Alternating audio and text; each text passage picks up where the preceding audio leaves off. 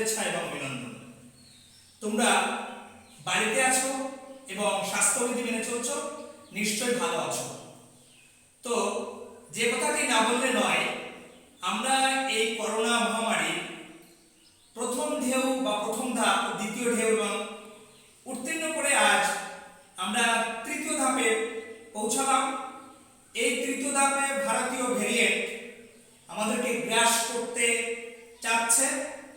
তো তারপরে মাঝে মধ্যে শিক্ষা প্রতিষ্ঠান খুলে দেওয়ার ঘোষণা দিয়েও আমাদের শিক্ষামন্ত্রী বারবার পিছিয়ে যাচ্ছেন।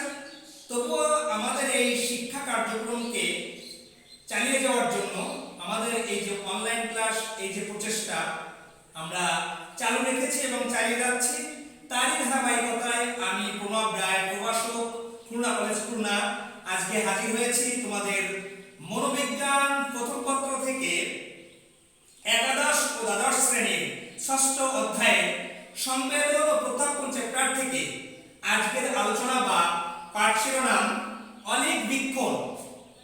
আজকের আলোচনা হচ্ছে অলিক বীক্ষণ, যার ইংরেজি প্রতিশব্দ এখানে তোমরা লক্ষ্য করো, আমি ব্ল্যাকবোর্ডে চকের মাধ্যমে লেখার চেষ্টা করেছি। হ্যালুসিনেশন,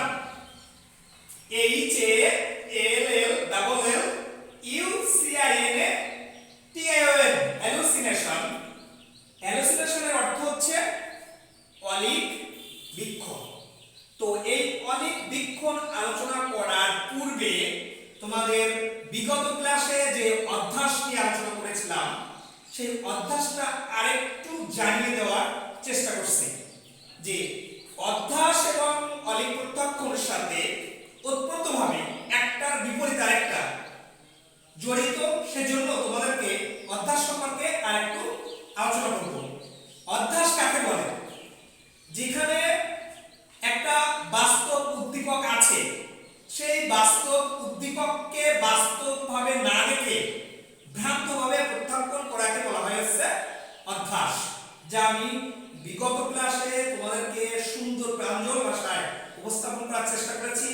যারা এই ক্লাসগুলো দেখেছো তারা নিশ্চয়ই উপকৃত হয়েছো। তো আবারও বলছি যে একটা বাস্তব উদ্দীপককে বাস্তবভাবে না দেখে ভুলভাবে বা ভ্রান্তভাবে দেখার নামই হচ্ছে অধ্যাস। যেমন উদাহরণস্বরূপ বলা যায়, বাথরুমে মৃদু আলোতে বা অন্ধকারে লোডশেডিং এর মধ্যে একটা দড়ি আঁকাবাঁকা অবস্থায় আছে, খাটো দড়ি, শর্ট দড়ি। সেই দড়িটাকে আমরা দড়ি না ভেবে ওরে বাপরে এটা থেকে একটা সাপ, এই যে সাপ ভাবা, এটাকে বলা হচ্ছে অধ্যাস। ক্লিয়ার? অর্থাৎ সেখানে উপস্থিত আছে দড়ি, সেই আমরা দড়িটাকে দড়ি না ভেবে আমরা দেখছি আছে সাপ। এই যে দেখাটা, এই প্রত্যাখ্যান করাটা হচ্ছে অধ্যাস। তো আজকের আলোচনার বিষয় আছে অলিক প্রত্যাখ্যান।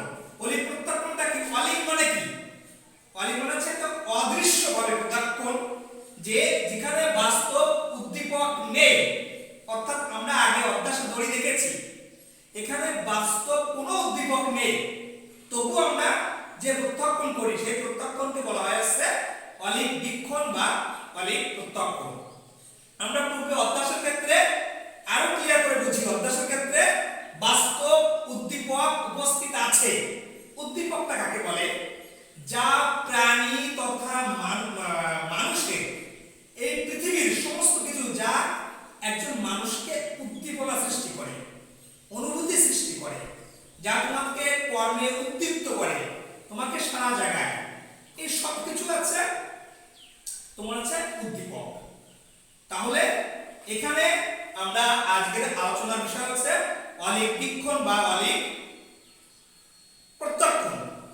তাহলে অলিক প্রত্যাখ্যানটা কি হবে? বাস্তব উদ্দীপক নেই এবং সেই মুহূর্তে আমরা যে প্রত্যাখ্যান করি তাকে বলা হয়েছে অলিক প্রত্যাখ্যান বা অলিক বীক্ষণ। অর্থাৎ অবাস্তব উদ্দীপককে ভ্রান্তভাবে প্রত্যাখ্যান করাকে, এখানে ভ্রান্তভাবে না বললে ভালো হবে, অবাস্তব উদ্দীপককে প্রত্যাখ্যান করাকে বলা হয়েছে অলিক প্রত্যাখ্যান। তো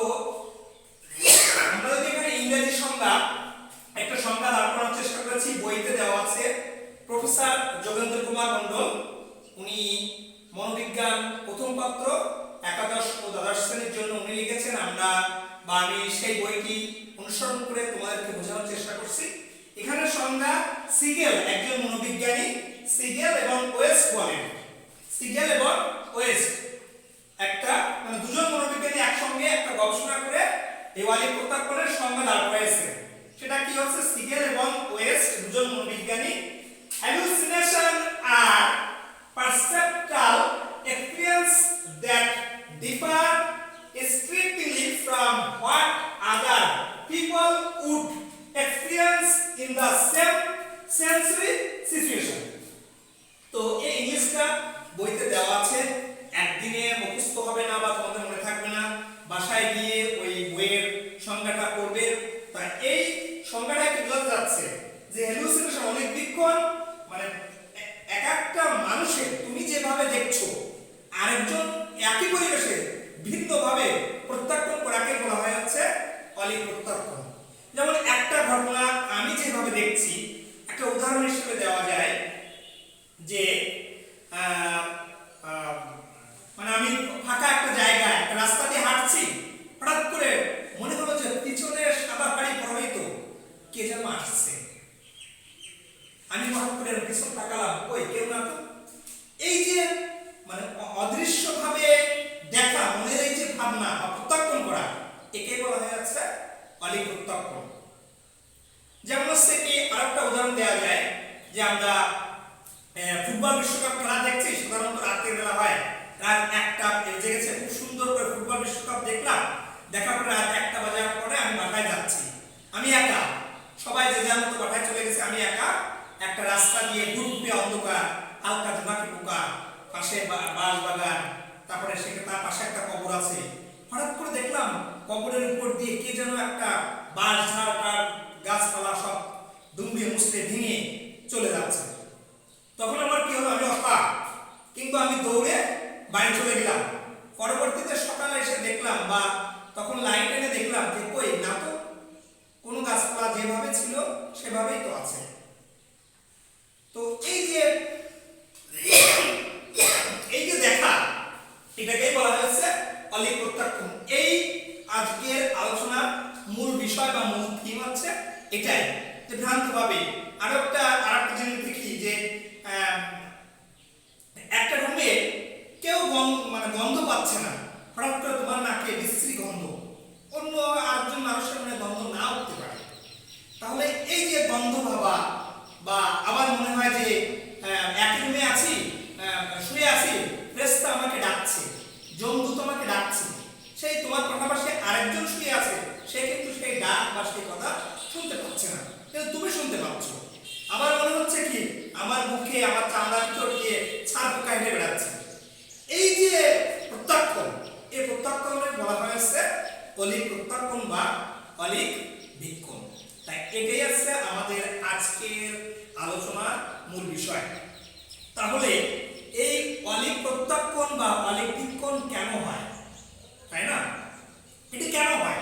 সবার ক্ষেত্রে তো সমান না, অবশ্যই এক একজন ব্যক্তির, যেমন হচ্ছে আমরা কবরস্থান, শ্মশান, এখানে আমরা ভয় ভৌতিক বলে মনে করি, এখানে আমরা ভয় পেয়ে থাকি। আবার এমন লোক আছে সেই শ্মশানে কিন্তু তার কোনো ভয় হয় না।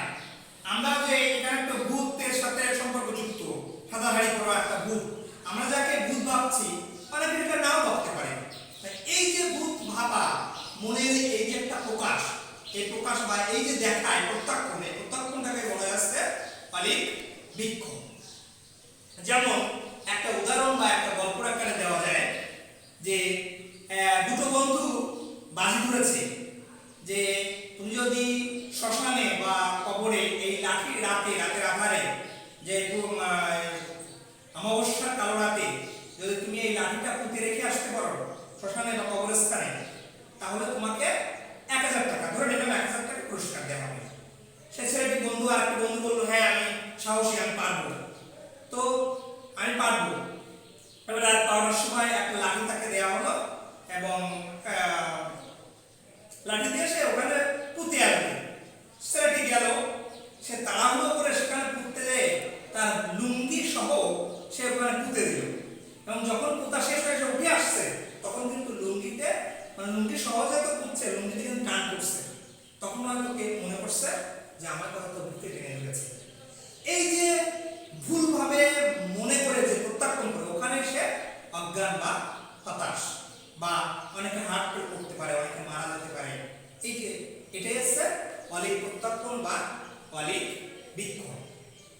এবার অলিক বীক্ষণ বা অলিক প্রত্যাখ্যান কিভাবে সৃষ্টি হয় বা কেন হয়, একজন মানুষের কেন হয়, আমরা প্রথমেই একটা রোগের কথা বলবো যে রোগের নাম আছে সিজোফ্রেনিয়া।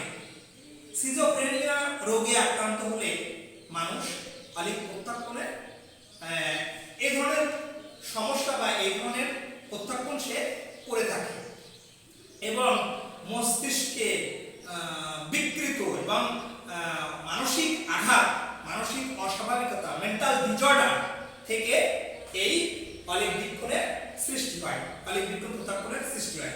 তাহলে প্রথমে কি বলেছি, সিজোফ্রেনিয়া নামক মানসিক রোগ এবং মানসিক অস্বাভাবিকতা, মস্তিষ্কের বিকৃত মানসিক আঘাত, মস্তিষ্কে আঘাত। তো যেমন ধরো যে আপনজনের কাছ থেকে একজন ব্যক্তি খুব আপনজনের কাছ থেকে সে প্রত্যাশা করেনি, তো সেরকম ধরনের আঘাত, সেরকম ধরনের আচরণ, আঘাত পেল, বড় ধরনের আঘাত পেল, আঘাত পেতে পেতে সে কি করলো, সে কিন্তু সিজোফ্রেনিয়া রোগীতে পরিণত হয়ে গেল। অর্থাৎ এই সমাজে আমরা প্রতিনিয়ত হয়তো কারো কাছ থেকে আঘাত পাই, সে আঘাতটা সামলে রাখার চেষ্টা করি, আবার কখনো সেই আঘাতটা আমরা ভুলে থাকতে পারি না। যেমন আছে আমাদের সমাজে সৎ মার আঘাত, সৎ বাবা আছে তার আঘাত, প্রিয় আপনজন আছে যে যে এমন হয় যে এই আচরণটা আমরা প্রত্যাশা করি না, সেই আচরণটা যদি আমাদের বারবার আমাদেরকে আমাদের মনকে অবসাদগ্রস্ত করে ফেলে, আমরা মানে সেটা মেনে নিতে পারছি না, এরকম ধরনের আচরণ বারবার করতে করতে করতে আমরা একটা পর্যায়ে এসে সে সিজোফ্রেনিয়া রোগীতে পরিণত হয়, তাহলে সে এই মানে অলিক প্রত্যাখ্যান সম্মুখীন হয়। তো আজকে আমরা এটাই আলোচনা করবো। আর একটু দেখি যে অলিক মানে খুবই তোমাদের একটা ইম্পর্টেন্ট প্রশ্ন, অলিক প্রত্যাখ্যান এবং অধ্যাসের মধ্যে পার্থক্য। তা আমি কয়েকটি পার্থক্য তোমাদেরকে আলোচনা করার চেষ্টা করছি। তোমরা অধ্যাস বুঝলে, অধ্যাসটা বুঝলে এবং অলিক প্রত্যাখ্যানটা বুঝলে অবশ্যই পার্থক্য লিখতে পারবা। যেমন এখানে আমি অধ্যাস, অধ্যাস একটি স্বাভাবিক ঘটনা, এটা কিন্তু অলিক বীক্ষণ স্বাভাবিক ঘটনা নয়। এটা যারা সিজোফ্রেনিয়া রোগী বা মানসিক বিকৃত বা আঘাতপ্রাপ্ত রোগী তাদের ক্ষেত্রে হয়ে থাকে। নেক্সট আছে অধ্যাসের বাস্তব, আমি তোমাদেরকে পার্থক্য আকারে দিলে ভালো হতো, তো বুঝিয়ে দিচ্ছি, তোমরা বইতে দেখে আরো মিলিয়ে নেবে যে অধ্যাসের বাস্তব ভিত্তি আছে। বাস্তব ভিত্তিটা কি, এখানে উদ্দীপক মানে উপস্থিত আছে, পক্ষান্তরে অলিক বীক্ষণের কোনো বাস্তব ভিত্তি নেই, ওখানে কোনো উদ্দীপক উপস্থিত নেই। আরেকটা পার্থক্য হচ্ছে এখানে অধ্যাসকে বিজ্ঞানসম্মতভাবে গবেষণা করা যায়, কিন্তু অলিক বীক্ষণকে বিজ্ঞানসম্মতভাবে গবেষণা করা যায় না। আরেকটা আছে কি যে অলিক প্রত্যাখ্যানকে আমরা ঘ্রাণ বা স্বাদ ইত্যাদির মাধ্যমে অলিক প্রত্যাখ্যান সৃষ্টি হতে পারে, কিন্তু অধ্যাস শুধু দর্শন অর্থাৎ দেখার মাধ্যমে সৃষ্টি হতে পারে। এই কয়েকটা উদাহরণ। আবার অধ্যাস একটি দীর্ঘমেয়াদী আর প্রত্যাখ্যান হচ্ছে একটি মানে স্বল্পমেয়াদী। এই এই কিছুক্ষণ শুরু হয়, আবার কিছু মুহূর্তের মধ্যে আবার শেষ হয়ে যায়। নেক্সট আছে চিকিৎসা দ্বারা অধ্যাসকে পরিবর্তন করা যায়। চিকিৎসা দ্বারা অধ্যাসকে পরিবর্তন করা যায় না, কিন্তু চিকিৎসা দ্বারা সিজোফ্রেনিয়া বা মানসিক বিকৃত রোগের চিকিৎসা করা যায় এবং অলিক প্রত্যাখ্যান